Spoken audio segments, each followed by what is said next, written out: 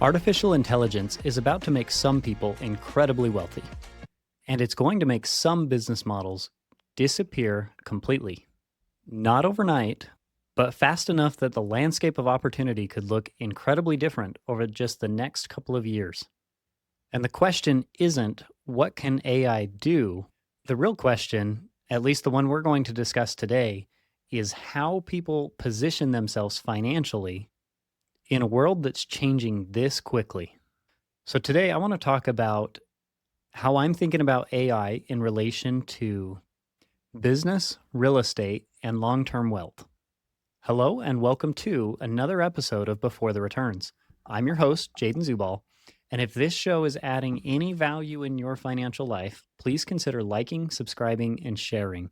It greatly helps grow the channel. So, with that, let's get into it.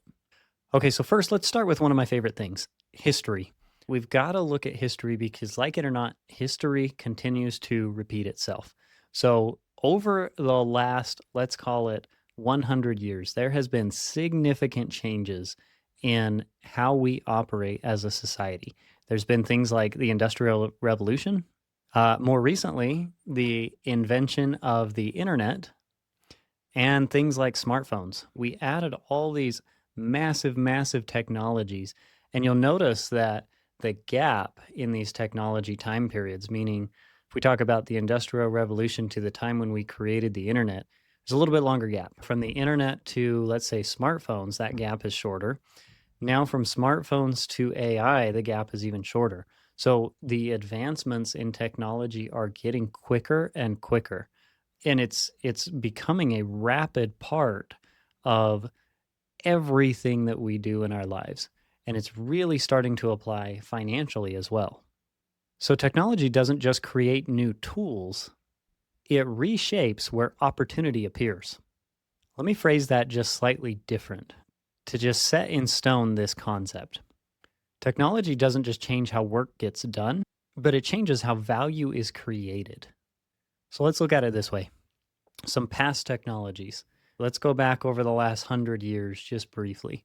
Again, I'm a big history buff. I love to pay attention to these patterns and these trends and just the way that human beings operate. So if we look back over the last 100 years, let's look at some of the technologies, some of the things that have come up. Well, a lot of what we've done is create technologies that can replace physical labor in some way, shape, or form. We've created things like cars and trucks and tractors and all these massive machines to enable us to do a better job of construction and of moving materials and things like semi trucks transferring things all over the nation so that we get goods and services faster, and airplanes. All of these technologies have allowed for massive advancements in how quickly we can get things done, but it's mostly been framed on the side of physical labor. Now, as we move into more recent times, the development of the computer and then the internet and smartphones and these more recent technologies have really leaned into the idea of creating tools that do processing for us. They process. That's essentially what a computer is it's a processing tool. And now for the first time with AI and the advancements we've seen just in the last couple of years here, we have created technology and tools that go beyond just processing, but they actually do some of the thinking for us. So again, it's more in line with thinking, analysis, research, and creative work. I'll use myself as an example here. As over the last year or so, I've really gotten into understanding AI on a much deeper level and using it personally every single day. I use it for quite a few different tasks, and it's advanced my business in a way that I never could have seen possible even 3 or 4 years ago. There are things that you can do with AI today. For example, I used an AI model to create a decision-making tool that's now listed on my website. It created some of the coding for it. It created a pathway for me to be able to develop this out and put it on there very simply and very quickly. And it actually functions correctly as well. Because I can go in now and I can test using myself. I can go through and test these models, and it actually does what I needed it to do. But it did it so much faster than I could have done the exact same thing 2, 3, 4 years ago. So, what does this mean for business owners, real estate investors, and people trying to build wealth? Realistically, what it means is smaller teams are able to accomplish more because the technology is assisting in these tasks and making us more efficient. It's not that technology is at a point where it's replacing us. In some aspects, I think it's headed that direction. There are some roles that technology is starting to fill, but it's not quite there yet. But it is absolutely creating faster execution and faster idea testing. So, what I believe is that the advantage for businesses, for real estate investors, the advantage that is going to be created will shift towards those who can combine their own personal judgment with these really powerful AI tools. When you can put those two things together, you can create a system that will absolutely create more competitive advantage. And the simple fact of it is that if we don't get on board with these tools and we don't understand them and put energy and effort towards them now, we will fall behind, and competition is going to increase in all of these industries. And as that competition increases, if we're not on board, if we're not up to par with the systems, we will not be able to keep up any longer and we will start to fall behind. We've seen this pattern repeat itself throughout human history. New technologies are created. Those who adapt and learn and grow into them keep up and excel and come out ahead. Those who do not and refuse to do so fall behind and slowly start to lose traction in the marketplace. So, technology rewards people who are willing to learn and apply the tools that we're given, right? It's already at a point where it's enabled us to analyze deals faster, come up with calculations and research that would have taken 10 times longer in the past. I've personally used it to do research on properties and analyze different things for me in a way that I just could not do before. And it's been very, very impressive. So, what technology does is it improves efficiency, but here's the drawback: technology does not improve certainty. Okay, it's not going to remove the uncertainty from our investments, meaning that when it comes to investing, there is still the human nature of it, especially when you're buying things like real estate, these hard assets that human beings live in.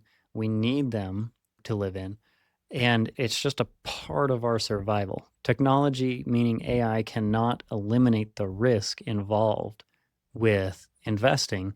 What it can do is help us to better analyze that risk and better understand that risk.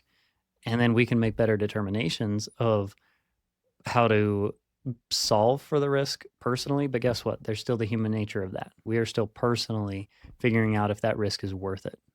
So while technology changes the tools, the principles, the basic foundation of how to build wealth actually remains surprisingly the same throughout history. Sometimes you'll see, if you're watching this on YouTube, you can see in my background here these pictures hanging on the wall. And these, I have a series of them. I have 4 of them. You can probably only see 1 or 2 in most of the clips here, but in these series, these are from an era where there's a series on Amazon. It's called The Men Who Built America. And so some of the people I have on my wall here are John D. Rockefeller, Cornelius Vanderbilt, Andrew Carnegie, and then JP Morgan. So these titans of different industries who created some sort of incredible technology, they did specific things to advance America during their time period. And something that stands out about what they did and what the titans of the world are doing today is the principles that they're following are still very, very similar. It still takes the same type of tenacity, the same type of structures and systems to build and maintain wealth. So as the world becomes faster and more dynamic, stability becomes even more valuable. Now, the reality is that every financial system, personal, business, partnerships, whatever, every financial system runs on a capital structure, whether we realize it or not. So, what that means is we either choose the capital structure, we put together the foundational pieces that make up our capital, or outside influences do that for us. Because if we're not making the choices, if we're not building out the structure, it's still going to be there. It just means that the structure was built by all of these outside influences that kind of molded us into what we are and how we operate things. So we have to make that choice of, are we molded by all the outside influences, which to some extent, I guess all of us are, but we can adapt that into what we actually want, which is what I've had to do over the last 10 years. I've had to take a lot of ideas and a lot of things that were just instilled upon me as I grew up and things that I saw and, all the outside influences on my life. I had to take those ideas and now translate them into some of the good. I kept the good and I pushed out the bad, and I created new structures and new systems that now allow me to operate in a way that is more closely aligned with the actual goals and targets that I have. Because our capital structures influence things like where our money lives, how our money moves, how quickly capital can be deployed, and how resilient finances actually are. For example, one of the ideas that I've spent over a decade now thinking quite a bit about, I use consistently in my life, and I even work with my clients on in some cases, is this concept that I call family banking. If you haven't heard the term before, what it really means in my specific instance is using whole life insurance as a tool to grow, save, and protect money. Now, the core concept of family banking, though, doesn't actually need life insurance. The core concept is not about the insurance policy. The insurance policy is just a tool that I have personally plugged in to better the concept and give me a better outcome for what I'm trying to accomplish. But at its core, the idea of family banking is simply having a private capital reserve inside of your life. Now, what is the point of this private capital reserve, though? Part of the point is to have liquidity, control, internal financing, and long-term capital storage. It is a way that we can reduce risk so that we're able to make wise choices in our investments and have a foundation to rely upon and fall back on when needed. The core concept is creating structure for yourselves that allows you to utilize money effectively within your system. So whether you choose to add insurance or not to that system is kind of a separate story. First, we need to understand the idea and the concept and be able to apply that to our lives before we even decide whether other outside influences or tools fit in that system. Tying this back to AI and technology advancements, all of the things that are happening today, in a world where opportunity moves fast, controlling capital becomes incredibly valuable because the people who benefit most from fast moving opportunity are the people that have access to capital when they need it and when the opportunities come up. So I don't think that anyone really fully understands what the impact of AI will be on our economy, on our personal economy, and on the world yet. It is such a fast moving technology that I think the impacts are probably far greater than we all fully understand up to this point. But something that is clear is that the change is accelerating. So AI in its first year did not develop as much as it has even in the last month. It is just getting faster.